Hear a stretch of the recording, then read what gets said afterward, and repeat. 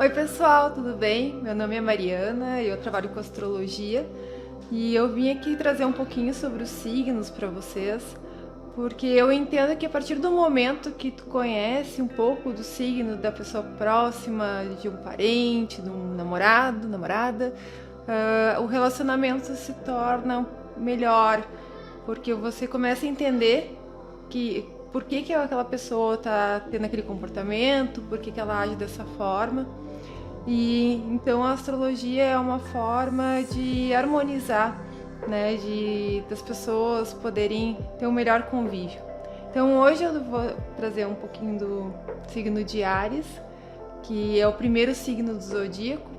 Então ele traz esta energia de início, né? Ele está abrindo caminhos, né? Ele traz essa força de iniciativa. Ele também é um signo de fogo, que traz a pioneiria, inovações.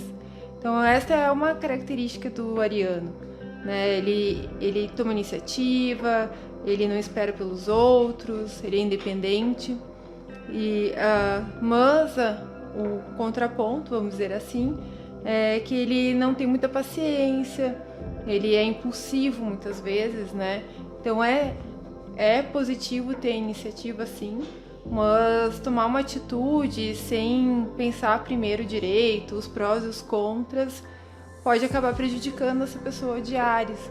Ele, por exemplo, o que seria uma atitude impulsiva?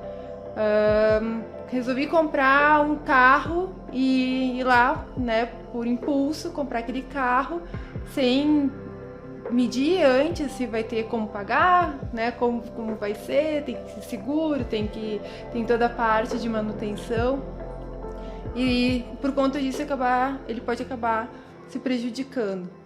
Além disso, ele não tem muita paciência, né, ele é tudo rápido com Áries, né, é um fogo que queima rapidamente, então ele faz as coisas de forma ágil. Por exemplo, precisa fazer um trabalho para a escola. Ele vai querer fazer de forma rápida para se ver livre, né, daquele compromisso, mas um contraponto pode acabar tendo que refazer esse trabalho porque não ficou direito, ele não olhou os detalhes, né, a qualidade. O importante é finalizar. E isso também porque uma das características desse signo é que é um signo muito competitivo. Ele quer estar sempre em primeiro lugar e por isso ele quer ser o primeiro a terminar, o primeiro a chegar, ser a pessoa que se destaca no trabalho, nos estudos. Então ele é... Se você tem uma criança de Áries, por exemplo, uma das formas de incentivo, né, para ela fazer aquilo que você quer que ela faça, né, é usar essa competição. Por exemplo, ela não quer comer. Vamos ver quem termina primeiro, quem come antes, né? Ela vai comer rápido porque ela quer ser a primeira e quer que o pessoal aplauda ela, né? Quer ser ganhadora, quer ser vitoriosa. Outra característica de Áries, ele se apresenta, né, a forma que ele chega, ele já traz uma postura com ele de uma certa autoridade, liderança, as pessoas já reconhecem ele dessa forma. Mas apesar de ser líder, porque ele tem iniciativa, ele sabe comandar, muitas vezes ele acaba impondo o comando. E por conta disso, pode ter um pouco de dificuldade de trabalhar em equipe ou comandar uma equipe, querer impor a liderança para as outras pessoas. E também, como ele é individual, ele é o primeiro no zodíaco, ele é considerado o eu. O dividir para ele é um pouco complicado, depender dos outros é um pouco complicado.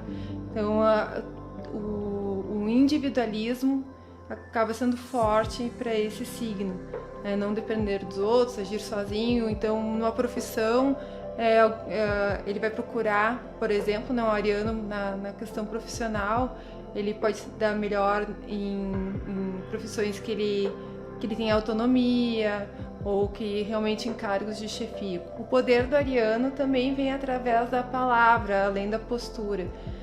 Como é um signo regido por Marte, que é o deus da guerra, ele pode ter um pouco de agressividade, não ter jeito com as palavras, né?